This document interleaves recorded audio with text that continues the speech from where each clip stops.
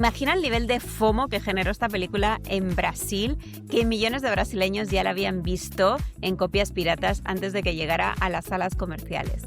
Esto pasó con Tropa de Élite de 2007, que es una obra del director brasileño José Padilha, y bueno, es una radiografía bastante buena, incómoda y muy real sobre la violencia urbana en Río de Janeiro, la corrupción y estas decisiones bastante cuestionables que se toman en las zonas más oscuras de la ley. Lo mejor de Tropa de Élite, de hecho, es que como espectador también te ponen esta delgada línea que te hace cuestionarte lo que está bien y lo que está mal cuando las papas queman. Pero antes de ahondar en este peliculón, si les gusta el cine latinoamericano de calidad, suscríbanse aquí a nuestro canal de YouTube de Seriamente Cine y también nos pueden escuchar en Spotify. Y ahora sí, pues vamos a ello. Primero, para comprender el peso dramático de esta peli, es necesario entender el contexto histórico de Río de Janeiro en 1997. Primero, pues Brasil salía de una década de profundas crisis económicas y de una transición todavía democrática. Entonces, en las favelas, el vacío de poder del Estado pues fue ocupado por facciones del narcotráfico como el Comando Vermelho, que no solo controlaban el comercio de las drogas, sino que operaban como gobiernos paralelos con armamento militar. A su vez, la policía convencional pues estaba muy precarizada, tenía salarios de miseria, entonces se convirtió en este puente de corrupción, ¿verdad? Que en lugar de combatir el crimen, pues se dedicaba a administrarlo y cobraba cuotas a los traficantes para dejarlos operar. Una historia que nos suena familiar, sobre todo en este lado del mundo, ¿no? En México. Pero bueno, la película utiliza como detonante un hecho real: la inminente visita del Papa Juan Pablo II, quien decidió hospedarse en la archidiócesis, y esta está colindante con el Morro dos Prazeres. El Morro dos Prazeres es una favela situada en la zona centro de Río de Janeiro. Y claro, pues esta decisión del Papa somete al gobierno y a las fuerzas del orden a una presión internacional asfixiante.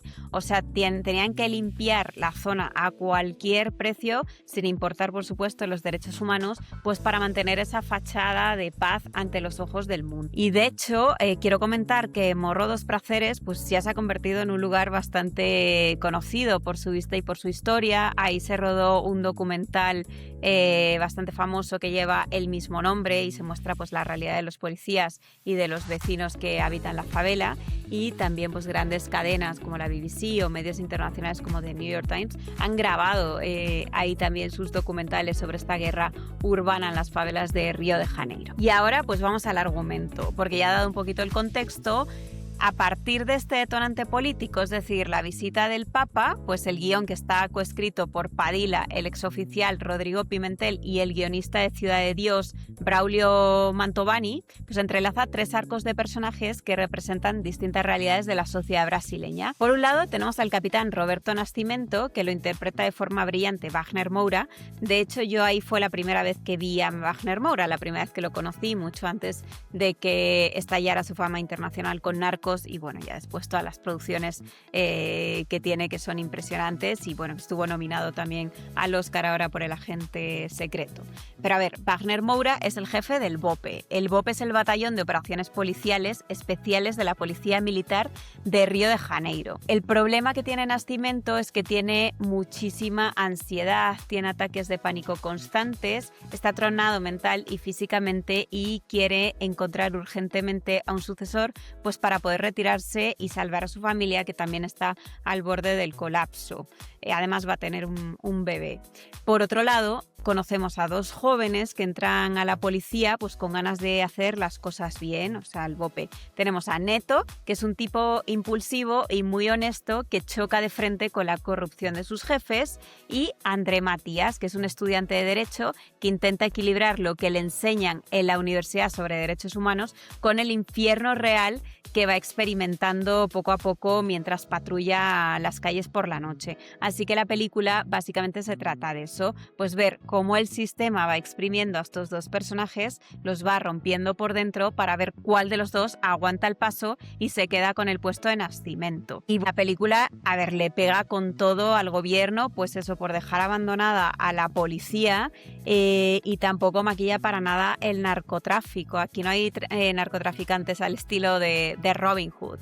Los muestra como lo que son criminales que tienen bajo amenaza a su propia gente. Sin embargo, el golpe maestro desde mi perspectiva del guión va directo hacia la burguesía y los estudiantes universitarios de clase alta, porque a través de las subtramas que vemos en la Facultad de Derecho se expone una hipocresía brutal. Es decir, los mismos jóvenes intelectuales que organizan que sí, ONGs por la paz, que sí, manifestaciones a favor de la paz, que leen a los teóricos de izquierda y que marchan contra esta brutalidad policial, pues son los que compran la marihuana y la cocaína que financian los rifles con los que el narco asesina en las favelas. Entonces, al final, lo que la película nos está diciendo es que la violencia no es un hecho aislado, es un círculo vicioso donde todos están conectados y donde la seguridad de las clases altas se termina pagando con la sangre y el abandono de los sectores más marginados. La película, por ende, se siente muy real como Ciudad de Dios, pero es que también Padilla ya está muy empapado de estos temas. O sea,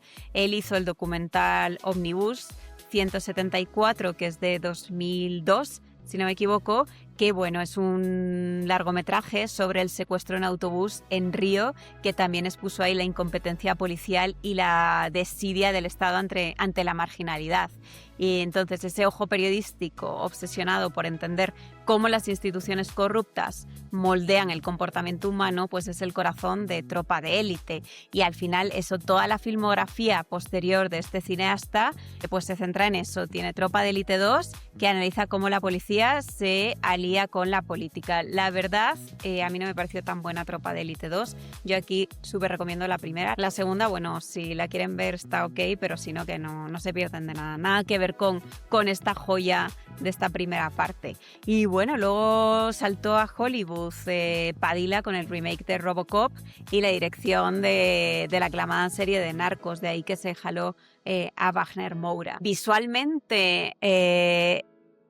Visualmente, Padilla y el director de fotografía, Lula Carvalho, optan por el uso de una cámara en mano bastante ágil, asfixiante, que persigue a los personajes por los laberintos estrechos de las favelas. O sea, los encuadres son cerradísimos y te provoca una sensación constante de claustrofobia y de peligro inminente. O sea, sientes que estás ahí dentro del tiroteo, palpas el peligro. Y esto pasó también con Ciudad de Dios, pero es que el director de montaje de edición es Daniel Resende, que es el mismo de Ciudad de Dios. Entonces tienen ahí esas similitudes, tanto de montaje como también de la paleta de colores, que es sucia, sobreexpuesta, con tonos cálidos y terrosos que transmiten esa hostilidad de Río de Janeiro. Y ahora hablemos porque lo mencioné antes, de que el protagonista es Wagner Moura y que tiene una actuación brillante como Roberto Nascimento, pero me pareció una locura. A mí me da coraje porque, claro, de aquella época no era tan conocida, pero de verdad que está espectacular. Ahí veías que este tipo era un diamante en bruto. O sea, nos regaló aquí, te digo, una de las interpretaciones más fascinantes del cine contemporáneo. Nascimento es el retrato vivo de ese trauma psicológico, ese estrés postraumático. Es un hombre, como digo, que sufre ataques de pánico constantes, que también se adictó a las pastillas. Entonces, la genialidad de la actuación de Moura radica en esa capacidad para transmitir una dualidad aterradora, porque por un lado, una violencia física y verbal implacable que tiene el tipo durante los interrogatorios y entrenamientos, y por el otro pues ves esa mirada rota, un cansancio existencial bestial, desesperación.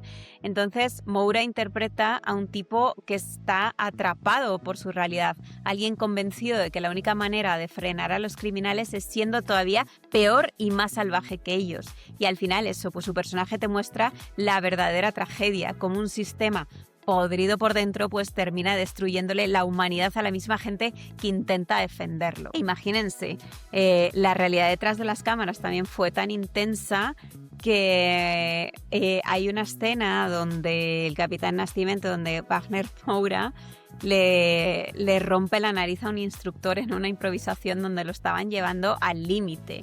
Y por si fuera poco también, mientras rodaban en los suburbios de Río de Janeiro, pues un grupo armado real asaltó a la producción y se robó las armas de utilería, por lo que la policía tuvo que escoltar todo el tiempo el rodaje de la película, que por cierto también se llevó un Oso de Oro a la mejor película en el Festival de Berlín en el 2008. Al principio Estados Unidos no lo había entendido muy bien y la había catalogado de fascista, pero en Europa sí entendieron a la perfección el mensaje y por eso fue bastante premiada ahí en Berlín, que también tiene reminiscencias, nos puede recordar a esa violencia callejera de Amores Perros, de Alejandro González Iñárritu, o ese retrato tan realista de la corrupción de la serie de Wire ahí en Baltimore, digo, guardando muchísimo la distancia, pero te puede recordar un poquito.